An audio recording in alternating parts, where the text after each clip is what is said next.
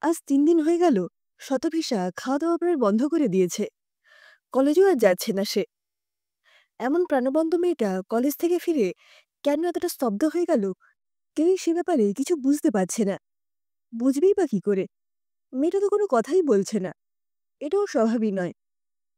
সেই যে নিজের ঘরে সে নিজেকে বন্দি করেছে, বাবা-মা, জেঠু-জেম্মা, ঠাম্মা, দাদা এদের যেন সে চেনেই না।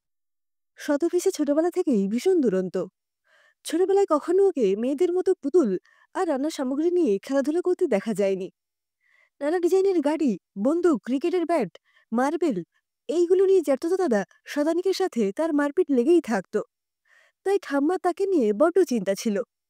প্রায় তিনি বলতেন, এই মেয়ে গিন্নি হয়ে কোনোদিন ঘর করলে হয়। এইভাবে স্কুল পেরিয়ে কলেজে পৌঁছল সে। কলেজে তার স্বভাবের জন্য সেই ৩ বছরেই বেশ পরিচিত মুখ। কি খেলাধুলো, কি লেখাপড়া, সবেতেই তাকে হারানো ভার। তাই প্রফেসররাও তাকে ভালোবাসেন। কিন্তু সেই মেয়ে হঠাৎ এতটা বদলে গেল কি করে? তাই নিয়ে বাড়িসুদ্ধ লোকের চিন্তার অন্ত নেই। এই অবস্থা লাগাতার চলতে থাকলে মেয়েটা তো এবার অসুস্থ হয়ে পড়বে। মনোরোগ বিশেষজ্ঞের কাছে যাওয়া ছাড়া আর কোনো উপায় নেই বোধহয়। শতভিসা কিন্তু একেবারে বেঁকে বসল। ডাক্তার দেখাতে সে যাবেই না। ঠাম্মা, বাবাকে বলে দাও, ডাক্তার দেখাতে আমি যাব না। আমি একটু মানসিক জটিলতার মধ্যে আছি। সামলে উঠতে ২-৪ দিন সময় লাগবে। সাইকোলজিক্যাল কোনো সমস্যা আমার হয়নি। আমারটা আমাকেই বুঝে নিতে দাও। ঠাম্মা একটু অবাকই হলেন। এই সুরে কখনো তো কথা বলে না তার নাতনি। কি জানি বাপু, এই বয়সটা মোটেই ভালো নয়। তার উপর নাতনিটা সুন্দরী। কোনো বাজে ছেলের পাল্লায় পড়েনি তো? মেয়েটা যদি বিগড়ে যায়? সমরবাবু, শতভিসার বাবা অত্যন্ত নিরীহ পুরুষ। মায়ের কথা তার কাছে বেদবাক্য। তাই মেয়েকে তিনি আর বিরক্ত করলেন না। কিন্তু মেয়ের মা সুচন্দ্রা এত সহজে হাল ছেড়ে দেওয়ার মহিলা নন। ঠান্ডা চোখে এবার মেয়েকে জরিপ করতে থাকেন তিনি। যে শিক্ষায় মেয়েকে তিনি ছোট থেকে এতটা বড় করে তুলেছেন, কোনো ছোটখাটো ব্যাপারে ভেঙে পড়ার কথা তো তার নয়। তাহলে কোন দোটানায় আছে সে? সমস্যাটা যেন খুবই জরুরি। সুযোগ এসে গেল সেই দিনই। সেই রাতে খাওয়া দাওয়ার পরে বেশ জোরে বৃষ্টি নামল। শতভিসাকে অনুনয় বিনয় করে আজ রাতে ১ গ্লাস দুধ আর ২টো বিস্কুট খাওয়ানো গেছে। টেবিল ল্যাম্পের আলোয় কোলের কাছে একখানা বই টেনে নিয়ে সে চুপ করে বসে আছে। মুখে চেহারা বলে দিচ্ছে তার মন এখানে নয়, বহু দূরের কিছু একটা নিয়ে ভাবছে। সুচন্দ্রা মেয়ের বিছানায় বসে তার পিঠে হাত রাখলেন। তুই আজ কয়েকদিন ধরে যা ভেবে কোনো কুলকিনারা করতে পারিসনি, এমনও তো হতে পারে তোর সেই সমস্যা আমি হয়তো খুব সহজেই সমাধান করে দিতে পারি। তোর বয়স কম, হয়তো সঠিক সিদ্ধান্তে পৌঁছতে পারছিস না। আমাকে বল না, কি হয়েছে? তোমাকে বলে লাভ নেই মা। তোমরা বড়রা শুধু দোষ গুণ বিচার করো। আমাদের আবেগ অনুভূতিগুলোকে ছুরি-কাঁচি দিয়ে চুলচেরা বিশ্লেষণ করে তোমরা যে সিদ্ধান্তে আসবে, সেই সিদ্ধান্ত মেনে নিতে গেলে হয়তো আবেগগুলোকে গলা টিপে মেরে ফেলতে হবে। একটু একলা থাকতে দাও না মা। আমরাই হয়তো আমাদের সমস্যার সমাধানের একটা পথ খুঁজে পাব। আমরা? এতক্ষণে স্বস্তির নিঃশ্বাস ফেলেন সুচন্দ্রা। যাক বাবা, সমস্যাটা শুধু মেয়ের একার নয় তাহলে। কিন্তু সমস্যাটা কি? খুকু, আমাকে বল না বাবু। দেখবি অনেক হালকা লাগবে। না, আমি কোনো মতামত দেব না। আলোচনাও তো করা যায়। এই ঘটনা তোমাকে বলা সম্ভব নয় মা। আমাকে তুমি ভুল বুঝতে পারো। না, কখনোই না। বিশেষ করে আমাকে বলতে পারিস। আমি প্রয়োজন না হলে কাউকেই কিছু বলবো না। এতক্ষণে কিছুটা সহজ হয় শতভিসা। মায়ের সাথে এমনিতে তার সম্পর্ক খুব সাবলীল। তাই মাকে বলা যেতেই পারে। রুচিরাকে তো তুমি চেনো মা। ও আমার নার্সারির বন্ধু। এখনও আমার সাথে এক কলেজেই পড়ে। তোমার নিশ্চয়ই মনে আছে মা, ছোটবেলা থেকে ও ভীষণ শান্ত, একেবারে নিপাট ভালো মানুষ ও। বুকওয়ার্ম যাকে বলে। ও কিন্তু আমার খুব কাছের বন্ধু। তাই প্রাণের কথাগুলো সব আমার সাথে ভাগ করে নেয়। হ্যাঁ হ্যাঁ, রুচিরাকে তো চিনি। ভারী মিষ্টি মেয়েটা। কি হয়েছে ওর? উদ্বিগ্ন গলায় প্রশ্ন করেন সুচন্দ্রা। রুচিরার একজন প্রাইভেট টিউটার আছে মা। ভদ্র ঘরের ছেলে, খুব ভালো ছাত্র। আমাদের চাইতে খুব একটা বেশি বড় নয় ছেলেটি। ওর কাছে রুচিরা ফিজিক্স পড়ে। বছর ২ ধরেই পড়ে। কাকু কাকিমা খুব বিশ্বাস করেন ছেলেটিকে। ৩ মাস আগে এক সন্ধে কাকু কাকিমা দুজনেই বাড়িতে ছিলেন না। তারা তাদের এক বন্ধুর বাড়িতে নিমন্ত্রণ রক্ষা করতে গিয়েছিলেন। রুচিরার কিছু প্রজেক্টের কাজ ছিল। ও তাই যায়নি। প্রজেক্টটা ফিজিক্সের বলে ওর স্যার সেদিন সন্ধে ওকে সাহায্য করতে ওদের বাড়িতে এসেছিলেন। বাড়িতে সেদিন আর কেউ ছিল না। সে আর আসবেন ওর বাবা মা জানতেন? মেয়েকে থামিয়ে প্রশ্ন করে সুচন্দ্রা। হ্যাঁ জানতেন। ছেলেটি এমন এর আগেও ২-৪ বার এসেছে। ওরা খুব বিশ্বাস করেন ছেলেটিকে। তারপরে? রুদ্ধশ্বাসে প্রশ্ন করেন সুচন্দ্রা। ছেলেটির বোধহয় রুচিটার ব্যাপারে দুর্বলতা ছিল।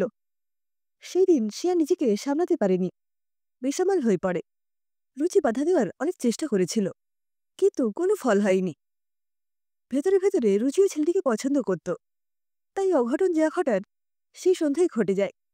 ছেলেটি কিছুক্ষণ বাদেই নিজের করা চরম ভুল বুঝতে পারে। রুচির কাছে বারবার ক্ষমা প্রার্থনা করে সেই যে সে বাড়ি ছেড়ে চলে যায়, এই ৩ মাসে একবারও সে আর ওদের বাড়িতে আসেনি।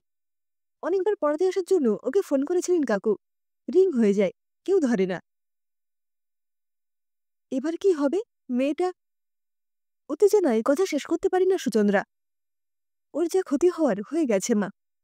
নানান রকম শারীরিক অস্বস্তি ভোগ করার পরে রুচির সন্দেহ হয়।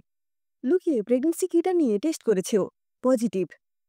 বাবা মা জানেন কিছু? জানতে চাই সুচন্দ্রা। এখনো না। মেয়েটা ভয়ে নিজেকে আরো গুটিয়ে ফেলেছে মা। খারাপ কিছু করি না বসে শেষকালটায়। কি যে করি এখন আমি? কান্নায় গলা বুঝে আসে শতভিসার। সত্যি ব্যাপারটা চিন্তা করার মতো। কিন্তু তোকেই ও সব কথা বলেছে, আর কেউ জানে না ব্যাপারটা? সুচন্দ্রা একটু অবাকই হয়েছেন। এবার ঠান্ডা দৃষ্টিতে মায়ের দিকে সোজাসুজি তাকায় মেয়ে। আমাকেই তো বলবে মা, আর কাকে বলবে? ছেলেটা যে আমার দাদা। ঘরের মধ্যে বাজ বললেও এতটা অবাক হতেন না সুচন্দ্রা। স্তম্ভিত হয়ে মেয়ের মুখের দিকে তাকিয়ে থাকেন তিনি। বেশ কিছুক্ষণ গলা দিয়ে একটু আওয়াজ বার করতে পারেন না। শতবিশ্বাস দু চোখে তখন অসহায়ের কান্না। মেয়েটার অব্যক্ত যন্ত্রণা এবার নিজের হৃদয় দিয়ে অনুভব করেন সুচন্দ্রা। অনেক টিউশন করে, এটা আমি জানতাম। কাকে পড়ায় সেটা তো আমার জানা ছিল না। আমিও কিছুদিন আগেই জেনেছি মা। দাদা তো ওর মুখোমুখিই হচ্ছে না তারপর থেকে। দুজনের এবার তো মুখোমুখি হতে হবে। আমি কি করে এই কথাগুলো দাদাকে বলি বলো তো?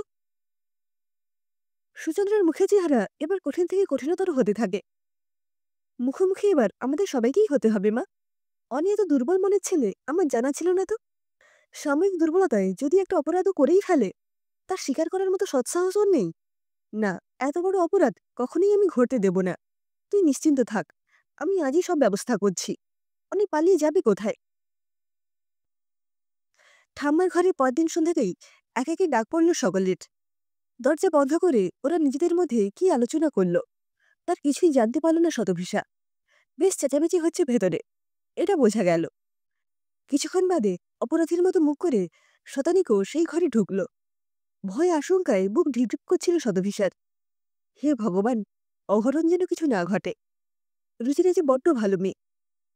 কিছুক্ষণ বাদে দরজা খুলে নির্বিকার মুখে সবাই যে যার মতো নিজেদের ঘরে চলে গেল।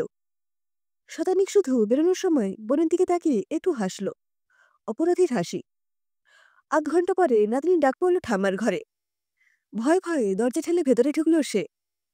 ঠাম্মা খাটের উপরে বসে পান সাজছেন। মুচকি হাসলেন তাকে দেখে। বন্ধুটির স্বভাব চরিত্র কেমন রে দিদি ভাই? তোরই মতো ডানপিটে নাকি? না না ঠাম্মা, রুচি খুব শান্ত মেয়ে। আমার ঠিক উল্টোটি। হুম, থাক, আর বন্ধুর হয়ে ওকালতি করতে হবে না তোমায়। এইবার ননদিনী রায়বাঘিনী হওয়ার জন্য তৈরি হও।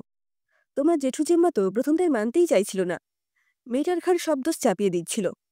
তোমার মা আর আমি অনেকে চেপে ধরে জেরা করতেই সব বেরিয়ে পড়ল। আমি বলে দিয়েছি, অনেক কাল থেকেই আমাদের ফ্যাক্টরিতে বসবে। রোজগার না করলে বউকে খাওয়াবে কি? অপরাধ করলে তার প্রায়শ্চিত্ত করতে হয় রে দিদিভাই। পালিয়ে তো নিজের বিবেকের হাত থেকে বাঁচা যায় না। একটা কথা সবসময় মনে রাখবি, অন্যায়ের সাথে কখনোই আপোষ করতে নেই। এই রবিবার আমরা সবাই মিলে তোর বন্ধুর মা বাবার কাছে গিয়ে অনেক জন্য তাদের মেয়েকে চাইব। যাও, এবার ঘরে গিয়ে বন্ধুকে উদ্ধার করো। দুহাতে ঠাম্মার গলা জড়িয়ে ধরে শতভিসা। আনন্দে তার দু চোখ জলে ভরে ওঠে। তুমি কি ভালো, কত উদার ঠাম্মা। সকলে কেন তোমার মতো করে ভাবতে পারে না? একটা কথা মনে রাখিস দিদি, মাথার উপরে ভগবান আছেন। অপরাধ করে তার কাছ থেকে কখনোই পালানো যায় না। তাই আর যাই করো না কেন, অপরাধ করলে সবার সামনে সেটা স্বীকার করতে শেখো। মাথা নিচু করে ঠাম্মাকে প্রণাম করে শতভিসা। নাতনিকে বুকে টেনে নেন তিনি।